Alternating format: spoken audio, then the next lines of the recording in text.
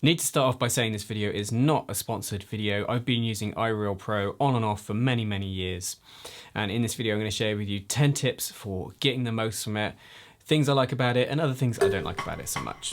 iReal Pro is an app that plays backing tracks for you, but it offers more flexibility than a traditional backing track, say on YouTube, because you can change the speed to what you want. You can change the key to whatever key you want. And also you can play a little with the instrumentation to make it, to tweak the sound a little. You can even alter the chords or create your own tracks, which I'll come to. Now it's available on phones, tablets, and also on desktop. So let's go with the good things about it first. Now the first point I'd make is the efficiency. Because if it's so accessible, you can have it in your pocket, say you could have it on a tablet, you could have it on a computer or laptop. It's just always there if you need it. And for me, anything that saves us time when it comes to practicing is worth having. And how I make my practice more efficient with this is I set up playlists of the songs I'm working on and playlists of songs for the bands I play in, and it's just always there ready to go, whether I'm at home or away from home. And when it comes to rehearsing or gigging, just having those chord changes for your songs in your pocket. If you're playing with someone they didn't know a song, you can just get it out or send it to them on iReal, or they can look it up on iReal if it's one of the standard charts on there, and then you've just got it there to go. The second thing I think that's great about it is the ability to change the speed of the backing to suit where you are with the song. Now, let's say you want to learn Cherokee. That's a song which is often played at a ferocious speed. You look up a backing track on YouTube and someone's helpfully done one at 320 BPM. Now, you might not want to start there. And the trouble is, if you then maybe you had an MP3 of a backing track and you slow it down, it just starts to sound weird. But with iReal Pro, you won't get that. Obviously, you got to deal with the MIDI sound, but you do get used to that. But the ability to set the speed to what you need at that moment in time, and then gradually increase it as you get more comfortable with the song, is an amazing tool to use. There's also a great practice feature which gradually increases the tempo as you play. Another very useful feature is the ability to tweak the instrumentation. You can change the levels, you can change the style so that you can tailor it to how you want.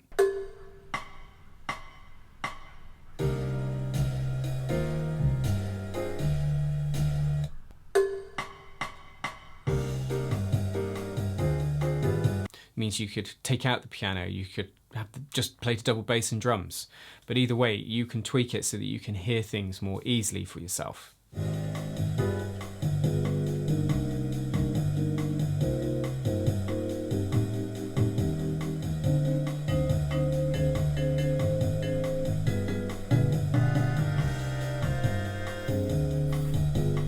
In the last year, I've started doing gigs with just a singer and a double bass player, and so I've used iReal Pro as a way just to replicate practicing just playing simply against a bass player rather than having another chordal instrument there.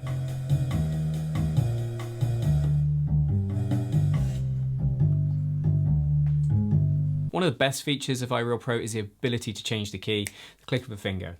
Now, this is so useful. First off, if you really want to know a jazz standard, play it in multiple keys.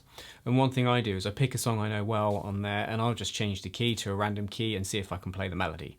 That's a really good challenge. That feature is also very useful when playing with other people. You may go to a jam session or a rehearsal and someone wants to play a song, but it's not in the key you're used to it, and you can just quickly change the chords like that, and that's particularly useful when playing with singers who often don't play songs in the standard key. A final positive I'd like to mention about it is just having it on the move. So a few months back, went on a holiday, took my telly, my Fender Mustang Micro headphone amp, and I've got all the backing tracks of the bands I play and all the other stuff on there to practice to. And I could just lose myself for an hour or two each day on holiday. Got that all at my fingertips, which means practice is very easy and I don't really need to take much else. And this became very useful a few weeks ago when playing a festival gig. A couple hours before the gig, one of the members learned, sadly, had a car crash. Thankfully they were okay, but they weren't going to make the gig. They were quite shaken up and just wasn't right for them to do the gig. They won't be able to get there. So we had to scramble around and find someone to take their place with an hour to spare. Not easy.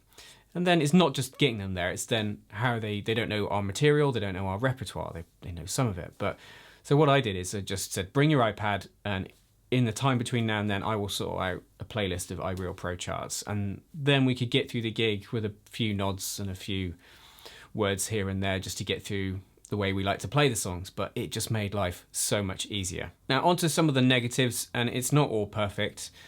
First thing is the garbage suggested chord voicings. If you use it and turn on suggested chord diagrams, some of the auto-generated things I hope they're not inputted by people. I hope they are just computer generated, because they are frankly dreadful. So never ever take shapes from it. Just leave that off, because they are complete and utter trash. And the next negative thing I'd like to speak about is the chords are only as good as the person that wrote them. Now, you can obviously input your own chord diagrams, but most people use iReal Pro, and then you download the jazz playlist from the forum for free. And then you're at the mercy of who inputted those chords. And I would say, just with caution, sometimes you'll come across songs in the wrong time signature, or with absolutely horrific versions of chord changes for the song, just plainly wrong. So they're only as good as the person that wrote them. I wouldn't suggest it's a place to learn chords and standards. It's just something to practice soloing and playing melody over, or to quickly share chords with other people. And it naturally takes experience of knowing a song very well to spot these mistakes. So just don't use it to learn chords, use it to practice soloing over or playing the melody to, or as I said, being able to share a chord chart. And if you do come across an odd version where a chord change just isn't right, or it's not what you normally play, you can edit it. Next, onto the sound. Obviously, it's not the sound of real instruments. This is kind of MIDI sound. And you do get used to its impression of a double bass, of a piano, and so forth over time. But it's not as good as sounding as a backing track, of course. But I think its flexibility and ability, say, to change the key and manipulate it in different ways makes up for that. I would, however, say, though, that if you've got a song with different sections like A, B, A, it just kind of plays it the same all the way through. Whereas quite often a band will make the B section a bit different, or you might have a song where there's a strong rhythmic figure on the A section or something. It won't do that. It will just play a kind of generic jazz way of playing chords. So sometimes you might find it doesn't fit for certain songs that have very particular ways rhythmically of the chords being played. And this next thing you might think of as a positive or a negative.